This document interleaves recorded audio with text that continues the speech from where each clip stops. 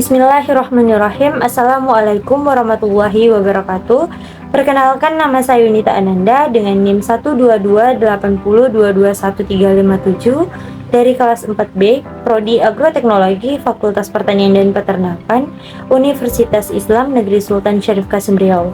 Alhamdulillahirabbil alamin, wassalatu wassalamu ala asrofil anbiya'i wal mursalin wa ala alihi wa sahbihi rasulillahi ajma'in. Asyhadu an la ilaha illallah wa asyhadu anna Muhammadar Rasulullah. Yang saya hormati Bapak Dr. Syukriya Ihsan Zam, SPMSI, selaku dosen pengampu mata kuliah Metodologi Penelitian dan Penulisan Karya Ilmiah. Yang saya sayangi teman-teman sekalian.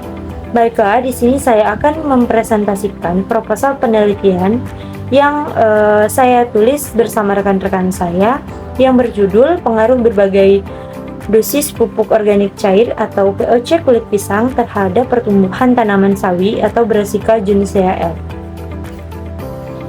Dalam penyusunan proposal penelitian ini, saya dibantu oleh rekan-rekan saya, yaitu Adrian Mutisya Putra, Ivan Rinaldi Purba, Mega Juliana, Muhammad Naufal, dan saya sendiri. Untuk pendahuluan dan latar belakang, tanaman sawi Brassica Juncea L merupakan salah satu jenis tanaman atau jenis sayuran famili kubis-kubisan atau biasa disebut dengan Brassicaceae. Menurut Badan Pusat Statistik pada tahun 2020, produksi sawi di Indonesia tahun 2019 itu adalah 652,727 ton per tahun. Kemudian pada tahun 2022 mengalami peningkatan sebesar 667,473 ton per tahun. Untuk peningkatan produksi tanaman sawi di Indonesia tidak selalu berjalan dengan lancar. Salah satu faktor pendukung peningkatan produksi tanaman sawi dapat dilakukan menggunakan pupuk organik. Nah, apa sih pupuk organik itu? Pupuk organik merupakan salah satu pupuk yang terbentuk dengan adanya proses konversi bahan-bahan organik menjadi bahan yang lebih sederhana dengan menggunakan aktivitas mikroba. Pupuk organik cair itu adalah salah satu bagian dari pupuk organik yang dapat kita lakukan pada saat pembuatan atau proses budidaya tanaman. Nah, pupuk organik cair didefinisikan sebagai pupuk organik hasil fermentasi dari beberapa bahan organik yang berbentuk cair. Jikalau pupuk tersebut berbentuk padat, maka pupuk tersebut termasuk ke dalam pupuk organik cair, pupuk organik kompos. Apa saja bahan-bahan yang dapat kita gunakan sebagai pupuk organik? Salah satunya itu adalah kulit pisang. Nah, mengapa kulit pisang dapat dijadikan sebagai pupuk organik? Karena kulit pisang itu mengandung natrium, fosfor, kalium, magnesium, nitrogen, dan yang lain-lain sebagainya, yang masing-masing unsurnya itu dapat berfungsi untuk pertumbuhan dan perkembangan tanaman yang nantinya akan berdampak bagi peningkatan produksi atau produktivitas dari tanaman tersebut. Kemudian, apa sih tujuan dari proposal penelitian ini? Nah, tujuan dari pembuatan proposal penelitian ini untuk mengetahui pengaruh dari beberapa dosis pupuk organik cair POC kulit pisang terhadap pertumbuhan tanaman sawi atau Brassica Juncea L. Setelah itu, apa sih manfaat dari proposal penelitian ini? Nah, proposal penelitian ini bermanfaat sebagai salah satu alternatif pemupukan dalam meningkatkan pertumbuhan tanaman sawi hijau serta menambah wawasan mengenai manfaat dari penggunaan pupuk organik cair atau POC bagi tanaman sawi hijau Brassica Juncea L. Kemudian untuk materi metode, tempatnya kami dilakukan di lahan praktikum Awards atau UIN Agriculture Research and Development Station dan laboratorium patologi, entomologi, mikrobiologi, dan ilmu tanah Fakultas Pertanian dan Peternakan Universitas Islam Negeri Sultan Syarif Qasim Riau. Untuk waktunya, kami melaksanakan penelitian ini pada bulan Maret sampai dengan bulan Mei pada tahun 2022. Untuk alat dan bahan, kami menggunakan benih tanaman, di mana benih tanaman ini adalah benih yang sudah tersertifikat. Kemudian 10 kilo kulit pisang.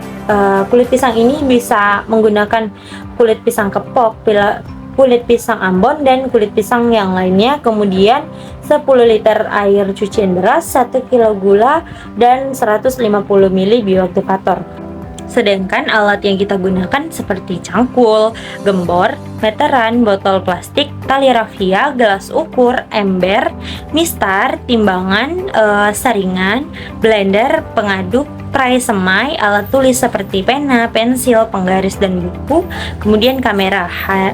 Kamera ini dapat kita lakukan dengan kamera Canon, Nikon, atau yang lain sebagainya, dan dapat kita gunakan dengan kamera handphone. Selanjutnya, metode penelitian. Nah, untuk metode penelitian, kami menggunakan metode eksperimental dengan rancangan acak kelompok atau RAK dengan 4 perlakuan dan 3 kali ulangan.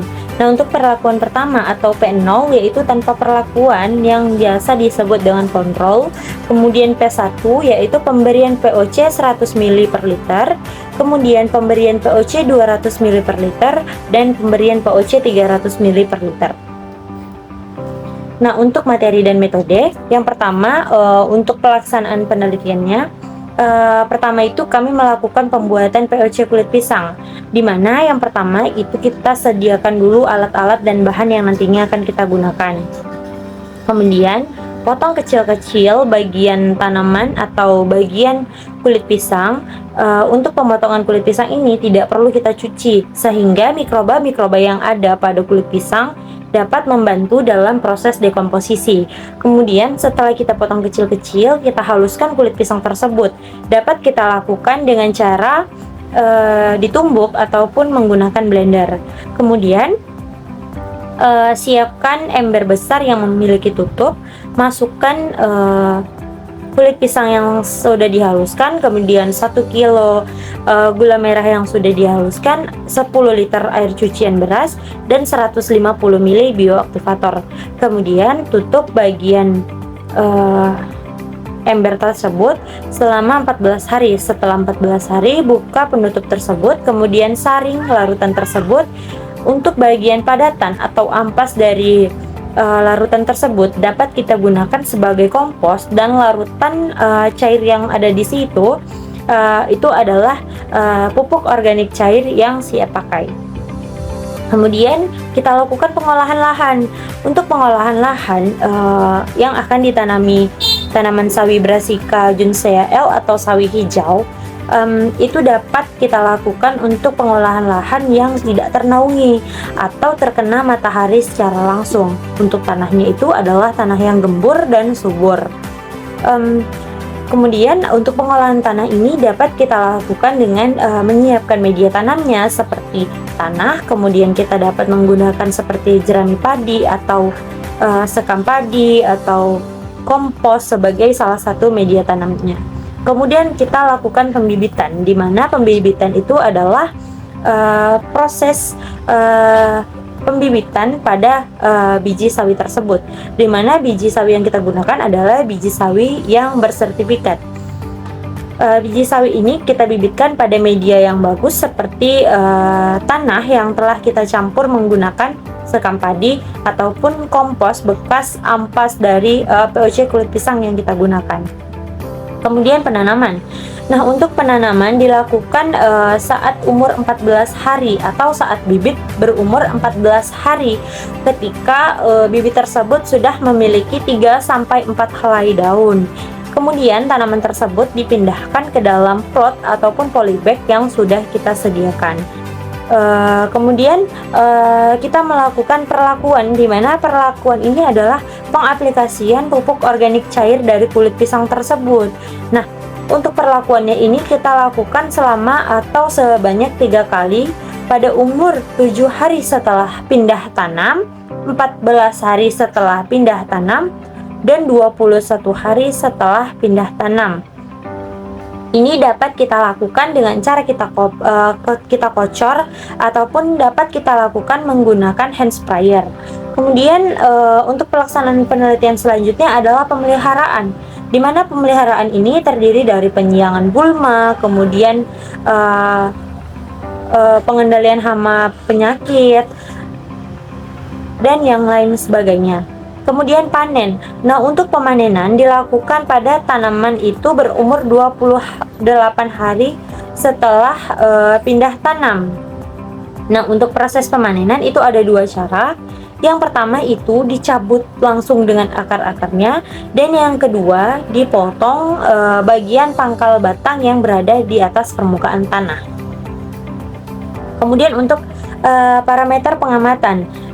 Untuk parameter pengamatan itu ada tinggi tanaman dalam senti, jumlah tanaman atau jumlah daun dalam helai, kemudian berat panen atau BP, di mana tinggi tanaman dapat diukur dari permukaan tanah sampai bagian pucuk daun tertinggi tanaman. Kemudian jumlah daun itu diukur atau dihitung pada daun yang telah membuka secara sempurna. Kemudian untuk berat panen itu kita hitung atau kita timbang bagian tanaman yang sudah kita bersihkan dari tanah-tanah tersebut. Kemudian ada analisis data. Nah, untuk analisis data dari hasil penelitian yang telah kita lakukan akan kita uji menggunakan rumus uji F menurut Sastro Supadi pada tahun 2000. Mungkin itu saja yang dapat saya sampaikan. Apabila ada kesalahan baik dalam perkataan atau perbuatan, saya mohon maaf sedalam-dalamnya. Wabillahi taufiq wal hidayah. Wassalamualaikum warahmatullahi wabarakatuh.